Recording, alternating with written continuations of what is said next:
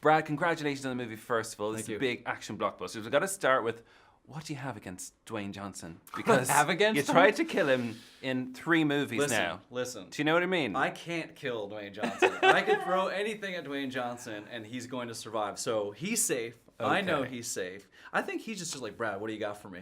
What do you challenge me with? And I'm like, He all doesn't- right, how about mutant creatures on this one? He's like, all right, let's do that. No, you know, like, look, the thing about Dwayne and myself is that when we collaborate, it's about what haven't we done? You know, like what kind of experience can we build for the audience that's new, that they haven't gone through and seen before?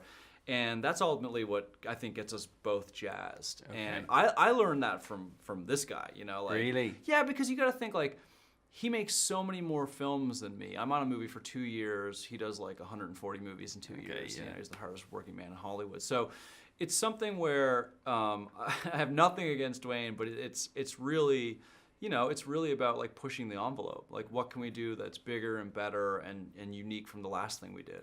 Okay, and how involved does he get then? Because he's a producer on this. He's very right? involved. Yeah, he's super involved. It's a lot of creative conversations. He's busy, so you have to like, you don't get him a lot. Get voicemail it up probably is when you ring.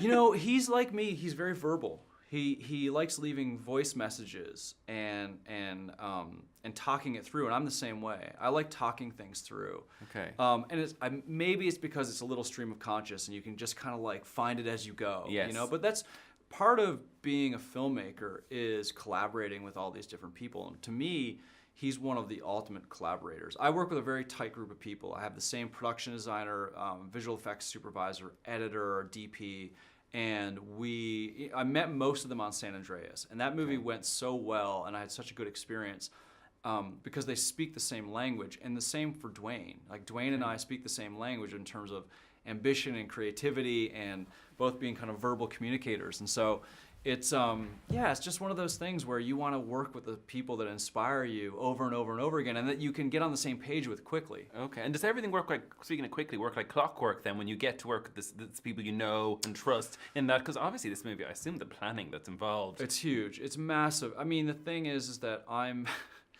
maybe more of an introvert than most big Hollywood filmmakers, and Right. so working with the same group of people allows me not to go to as many meetings because you get into these meetings and it's like, you know, there's like 40 people at this table and they're all like, yeah, and they ask a question and then everyone's head goes to you and you're like, oh my God, oh shit, I'm gonna have to answer like 40,000 questions today. Yeah. But what happens when you work with the same people over and over again is they know what you like. Okay. They kind of know, they at least have a strong idea of where you're going, you know? Yeah. And that's a big advantage because they know that it's like, okay, he's going to want this to be fun, but he's also going to want this to be really real. And the amount of time we spend planning, like, it's not an accident the shooting is what it is. The shots are what they are. It's because every shot's been storyboarded and previs by me.